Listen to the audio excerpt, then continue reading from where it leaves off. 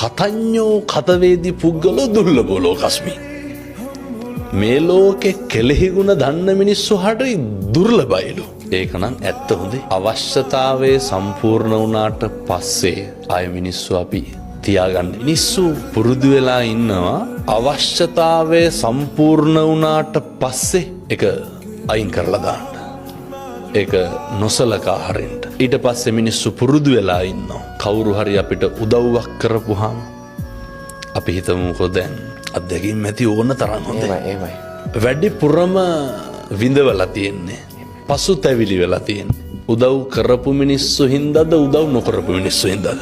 උදව් කරපු මිනිස්සු. ආර්ය කෙරවෙනතුරු කාගෙත් රැවටිල්ල කියලා තියෙනවා නේද? ඔය අපේ ජන කවිය මේවා හොඳට පත්තියන් වෙච්ච මිනිස්සුන්ගේ කටවල් වලින් කියවෙච්චා. බුදුහාමුදුරුවෝ එදා එහෙම කිව්වෙත් එදත් එහෙම ඉඳලා තියෙනවා. අදත් ඉන්නවා. මේක හෙට මීට වඩා වැඩි වෙන්න.